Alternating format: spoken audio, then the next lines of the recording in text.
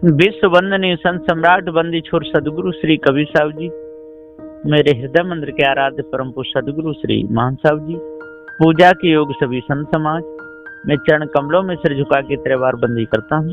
बोलिए श्री सदगुरुदेव की।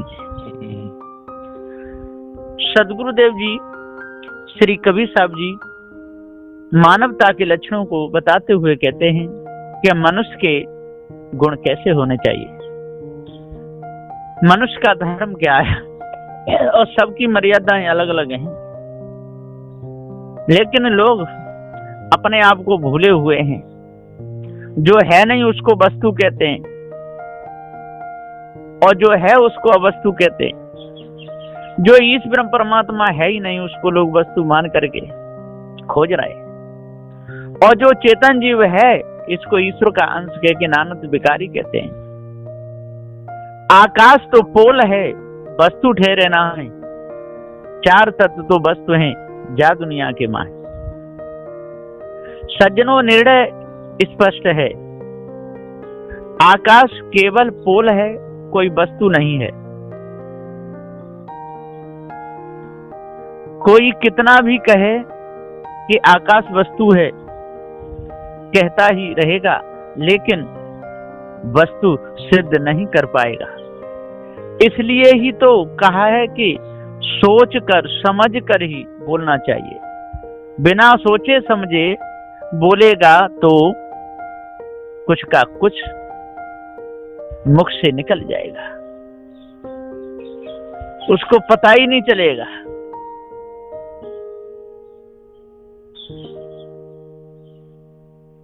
कुछ का कुछ मुख से निकल जाएगा। आकाश को वस्तु कहने से पहले ज्ञानी जनों के बीच में बैठकर निर्णय करा लेना चाहिए, जिससे न आप धोखे में रहोगे न आपके द्वारा कोई दूसरा धोखे में रहेगा। इस निर्णय में कोई कसर नहीं है, साफ साफ है। चार तत्व वस्तु हैं। पृथ्वी का गुण धर्म हमारे सामने है, जल का गुण धर्म हमारे सामने है, अग्नि का गुण धर्म हमारे सामने है, वायु का गुण धर्म हमारे सामने है। लेकिन आकाश का गुण धर्म हमारे सामने नहीं है। जिसका गुण धर्म कुछ भी नहीं हो वह अवस्तु है, जिसका गुण धर्म है वह वस्तु है। जा दुनिया के माहे, यह दया हमारे ऊपर पारखी संतों की है। हमको पारक ज्ञान कराया है। आकाश कोई वस्तु नहीं है, यह भेद पारखी संतों ने ही बताया है।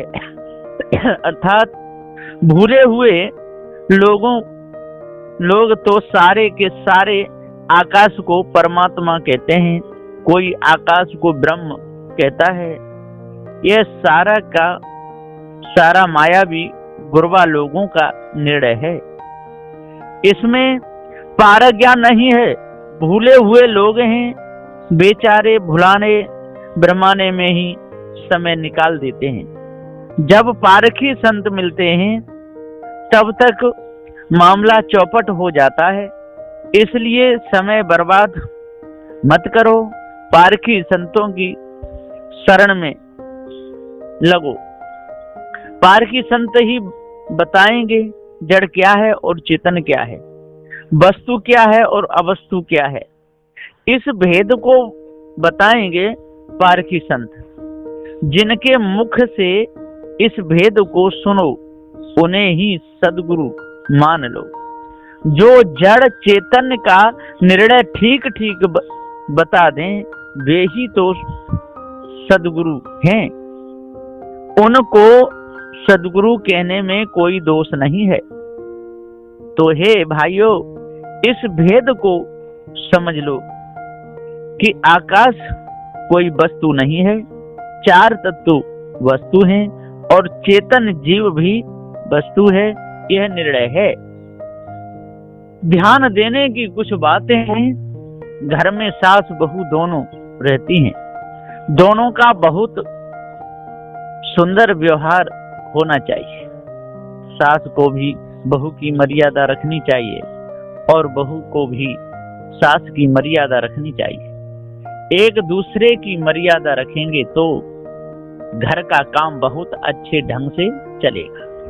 उस घर में कभी शोरगुल नहीं होगा। सास बहू में लड़ाई क्यों होती है, कारण क्या है? सुने। सास बहू में लड़ाई इसलिए होती है कि सास बहू के पीछे पड़ जाती है। बहू को सास भी नहीं, सांस भी नहीं लेने देती। बहू इधर आना, बहू दौड़कर आएगी। हाँ माँ, क्या बात है? आंगन में कचरा पड़ा हुआ है, इसको निकाल दे। इतनी बात सास की सुनकर बहू ने सारे घर आंगन का कचरा निकाल दिया। बहू अंदर चली गई। थोड़ी देर बाद फिर आवाज लगाई, अरे बहू बेचारी दौड़ कर आई। हाँ माँ, क्या बात है? अरे ये कपड़े पड़े हुए हैं, इनको धोकर सुखा दे। सास की बात सुनकर बहू कपड़े धोने में लग गई। सारे कपड़े धोकर सुखा दिए। अपना काम करके बहू अंदर चली गई।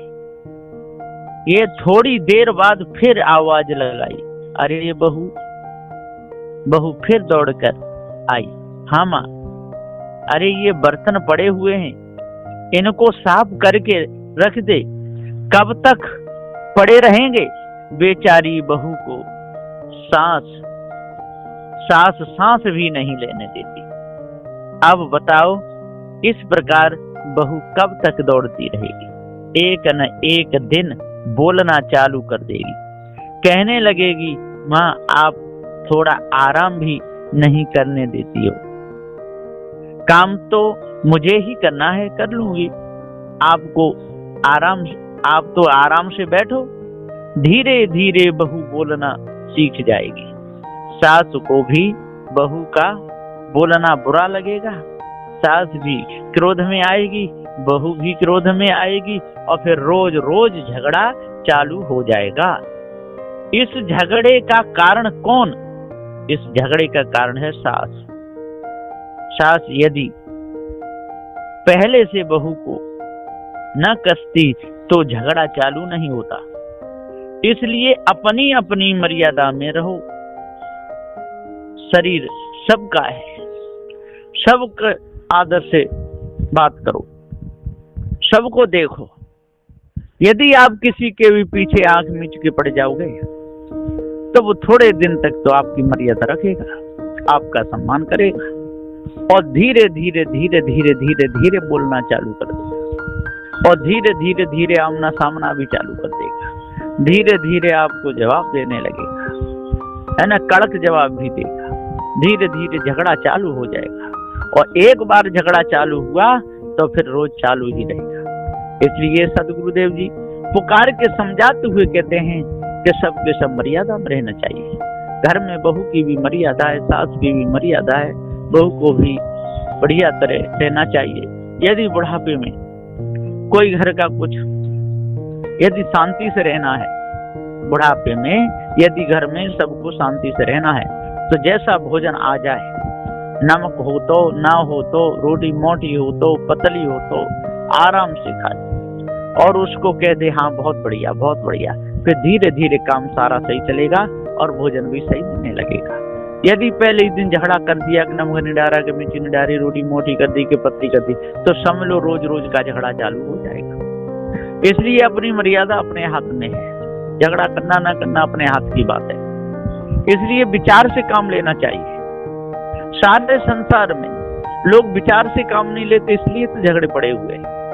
विचार से काम नहीं लेते, इसलिए तो माता पिता वृद्धालय में पड़े हुए हैं। यदि विचार से काम लें तो माता पिता की पूजा सेवा होने लगे। विचार से काम लें तो सास बहू को बढ़िया तरह बेटी के समान समझे। यदि विचार से काम लें तो बहू सास को माँ की तरह समझे। न तो कोई सास बहू को बेटी समझती है, न वो बहू सास को माँ समझती है। ये झगड़ा होता ही रहता है। इसलिए इतना पीछे किसी के पड़ना चाहिए जितना उसको सहन हो जाए। वजन इतना सिर पे रखना चाहिए इतना वो उठा सके। यदि तादाद से ज्यादा वजन किसी के सिर पे रख दिया तो फिर वो नहीं उठा पाएगा। एक दिन तो कमर टेढ़ी मेढ़ी करके उठा भी लेगा और दूसरे दिन भी उठा लेगा और तीसरे दिन तो पटक देगा कि ले तू ही ले जा। इसलिए यदि 1 कुंटल वजन है तो 20-20 किलो करके उसको पहुंचा दीजिए। यदि 20-20 किलो भी नहीं चल रहा है तो 10-10 किलो करके पहुंचा दीजिए। 10-10 किलो भी नहीं चल रहा है तो 5-5 किलो करके पहुंचा दीजिए। लेकिन ज्यादा से ज्यादा, बल से ज्यादा काम मत कीजिए। सद्गुरुदेव जी पुकार के समझाते हुए कहते हैं कि जब तक आप मर्यादा में रहोगे और दूसरे की मर्यादा समझोगे तब तक कोई भी काम आपका बिगड़ेगा नहीं। काम जब ही बिगड़ता है जब हम दूसरों की मर्यादा को भूल जाते हैं, अपने पद को भूल जाते हैं, मनुष्य जन्म में आकर के और पशुओं के कर्म करते हैं, है ना। घंटे तो मंदिरों में खूब बजाते रहते हैं, आरती भी करते रहते हैं, वंदना भी करते हैं, पर जिनकी करनी चाहिए उनकी नहीं करते। जिन्होंने हमारा पालन पोषण किया उनकी नहीं करते, जिन्होंने हमको धन संपत्ति दी उनको ही नहीं करते। हम दूसरों के गुलाम बन जाते हैं, दूसरों की बात बहुत जल्दी मान लेते हैं, अपनों की बात मानने में हमको शर्म लगती है। तो सद्गुरुदेव जी पुकार के समझाते हुए कहते हैं कि जब तक आप अपने पद को नहीं जानोगे, अपने स्वरूप को नहीं जानोगे, जब तक अपने से भिन्न किसी की कल्पना में लगे रहोगे, तब तक आपके अंदर से कालमा निकल नहीं सकती है। इसी प्रकार से धर्म में जब तक आप मर्यादा नहीं रखोगे तब तक आपके अंदर मानवता आ नहीं सकती है। मानवता लाने के लिए सद्गुण बहुत जरूरी है। सत्य, विचारशील, दया, धैर्य, विवेक, वैराग्य, गुरु भक्ति। जो सत्य, विचारशील, दया, धैर्य, विवेक, वैराग्य, गुरु भक्ति से जो काम लेता है उसके अंदर से 10 दोष एकदम ऐसे निकल जाते हैं जैसे हवा में कचरा उड़ जाता है ना। चोरी, हिंसा, विचार, ईर्ष्या, क्रोध, मान, छल, गाली, निंदा, झूठ पे नहीं रहते। उसका जीवन पवित्र शुद्ध हो जाता है। जो कूड़ा कबाड़ा सब ज्ञान के द्वारा उड़ता रहता है। पार्क की संत सत्य न्याय निर्णय का ही बार बार उपदेश देते हैं, भ्रम भूल कल्पना से बचाने का उपदेश देते हैं, मर्यादा में रहने का उपदेश देते हैं, एक दूसरे की मर्यादा समझने का भी मौका देते हैं। लेकिन सारे संसार के लोग यदि एक कोई कमजोर पड़ जाए तो उसके पीछे ऐसे लग जाते हैं कि इसको तो पीस करके इसकी चटनी बना के खा ली जाए तो तब भी उनको स्वाद कम आएगा। बहुत बुरी तरह लगते हैं। और फिर वो धीरे धीरे धीरे धीरे, वो भी तो मनुष्य है, उसका भी तो व्यक्तिगत जीवन है, वो भी तो समझदारी से काम लेगा, वो भी एक दिन अपना रूप दिखा देता है। और जब वो अपना रूप दिखाता है तो वहां दुश्मनी खड़ी हो जाती है। एक दूसरे की आगाई पिछाई करने लगते हैं, एक दूसरे की बुराई करने लगते हैं, उसके पीछे पड़ जाते हैं। और जब तक वो बेचारा दबा था, जब तक कुछ नहीं कहता था, तब तक तो उसका कचूमर निकाल दिया। और जब वो भी उभर के ऊपर आया तो उसे दुश्मनी हो गई। तो सद्गुरुदेव जी पुकार के समझाते हुए कहते हैं दुश्मनी का नंबर ना आए और कोई आपको जवाब ना दे, ऐसे चलना चाहिए। घर में देखो तो सास बहू को सांस भी नहीं लेने देती और बहू भी सास को पीछे पड़ जाती है। दोनों में आंगन में झगड़ा होने लगता है ना। बहू सास को गाली देती है, सास बहू को गाली देती है। फिर बेचारा लड़का आता है, माँ लड़का से शिकायत करती है। फिर वो अंदर जाता है तो बहू अपने पति से शिकायत करती है और दोनों में फिर झगड़ा चालू हो जाता है। फिर अलग अलग दरवाजे हो जाते हैं, रोटी भी अलग अलग बनने लगती है। ऐसा क्यों हुआ? ऐसा इसलिए हुआ है कि एक दूसरे की मर्यादा का ध्यान नहीं दिया। तो सद्गुरुदेव जी पुकार के समझाते हुए कहते हैं कि भाइयों, आज अपने आप को जानो, भ्रम भूल कल्पना को और विषय वासना को, मोहमता आसक्ति को अपने अंदर से दूर करो। क्योंकि ये संसार है, यहाँ की वस्तु न किसी को मिली है न मिलेगी। और जब शरीर छूटता है तो यहाँ की वस्तुएं सारी यहीं की यहीं पड़ी रह जाती हैं। और जहाँ भी जाकर के आप जन्म लोगे तो वहाँ यूं की त्यों वो वस्तुएं मिल जाती हैं। जितनी वस्तु आपकी छूटी थी उतनी ही मिलती हैं, उससे कम ज्यादा कोई फर्क नहीं पड़ता है। पृथ्वी, जलवायु, अग्नि, यहाँ से आप छोड़ोगे दूसरी जगह तैयार है। आपके साथ में आपके कर्म संस्कार तैयार हैं।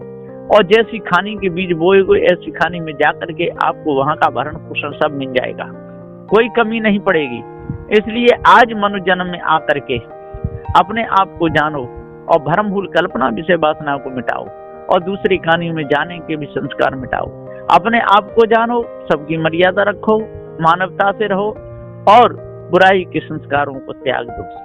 जो आपने दूसरे की बुराई के संस्कार अपने अंदर रखते हैं, राग द्वेष के संस्कार जो रखे हैं, उनको जड़ मूल से पार की संतों की शरण में लग करके उनको दूर करो, तो सभी प्रकार की कालमा आपके अंदर से मिट जाएगी, किसी प्रकार का कोई भी भय नहीं रहेगा। बोलिए श्री सद्गुरुदेव की जय।